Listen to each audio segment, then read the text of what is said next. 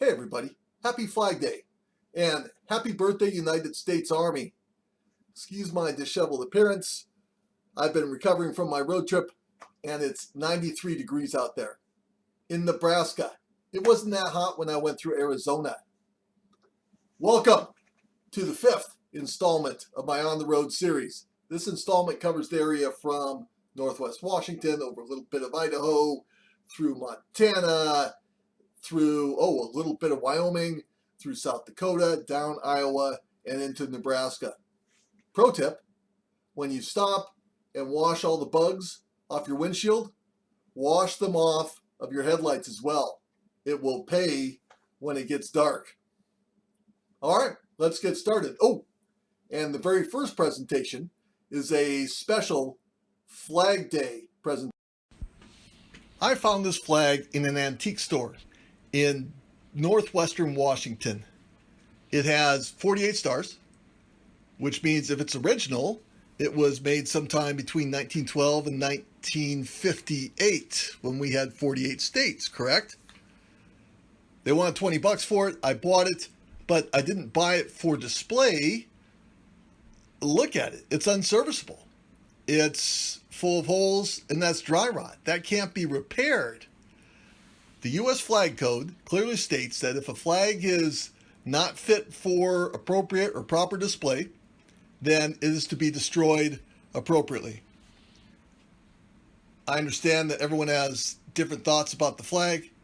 However, I see the flag as a symbol of our country. I see a flag as a symbol for what people have fought and died for. So I'm going to treat this flag per the flag code. What I learned as a young soldier was to properly destroy a flag, a U.S. flag, you separated the stars from the stripes and then you burnt it. However, after doing some research, I found that you could bury it in a wooden box or you can burn it respectfully when it's in the tri-fold position. So there it is. I don't know what that flag's made of, so I'm not going to hang out. I don't want to breathe in some crazy stuff. I will cover it to make sure it doesn't fly around, and then I will come back to make sure it is turned to ash, and I will find a proper disposal for the ash.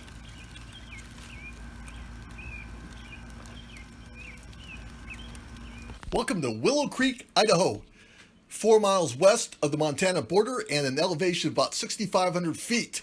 There are two markers here, historical markers. One talks that since 1884, this is the largest producer in North South America of silver. And then another talks about the Willow Creek slide. It was an avalanche in 1903, swept a train trestle away, a train plunged 80 feet, landed into a 30-foot snowbank, everyone lived. But what I really wanted to talk about was, even though I-90 is only about 74 miles across, it is probably one of the most beautiful parts of my entire trip or the drive. Everything looks like this, and everything is either up or down, mostly up. Beautiful part of the trip. In western Montana, in the middle of the low forest off of I-90, is the 50,000 silver dollar bar, where there are supposedly 50,000 silver dollars on the bar. Well, I see some on the wall above our two gentlemen here. And yep, sure enough, they're on the bar. And they're on the wall. They are everywhere. Bartender told me there's probably about 73,000 silver dollars now. Then there's a huge gift shop. There's a casino. There's places to eat. Yes, it's a tourist trap. Is it worth stopping? Well, they sell gas. It's kind of a cool novelty, but your call. Welcome to Crow Agency, Montana, to the Little Bighorn Battlefield National Monument. This place is pretty big. It's not just the monument to the Little Bighorn battle, but it's also a national cemetery. The cemetery was open for business all the way through the Vietnam War, and then it filled up after the Vietnam War. There are tours you can take. You can go see the battlefield. You can go explore yourself. The National Monument itself to the battle is now dedicated to everyone who fought on both sides to the battle. And then getting in, the sign said $25, active duty, and a couple others could get through for free. No one came to the window. I don't know if I did something unethical, but I didn't have to pay. But let's move on. Let's talk about the Battle of Little Bighorn itself. So it's known as the Battle of Little Bighorn by the Plains Indians. It's known as the Battle of Greasy Grass. Many know it as Custer's Last Stand, where he was in charge of the 7th Cavalry. He divided the 7th Cav into 3 sections. In his section, lost all, 263 people? And now there's big controversy. The other 2 majors who were in charge of the other 2 sections of the 7th Cav, one was actually accused of cowardice. It's an interesting story.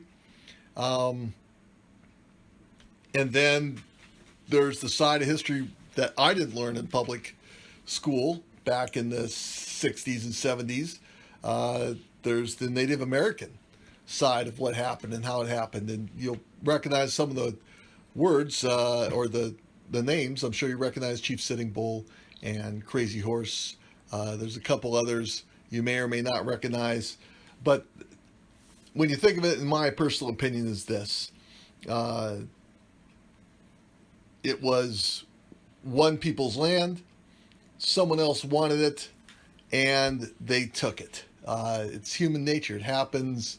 It's happened for years, and it still happens up until today. People say, oh, well, we're much more civilized. Gracious, this was only, 1876? So less than 150 years ago, and it happens all over the world. All right, kind of depressing. Let's move on. Welcome to Chamberlain, South Dakota. This is a rest stop in Chamberlain, South Dakota. The main feature of the rest stop is, her official name is Dignity.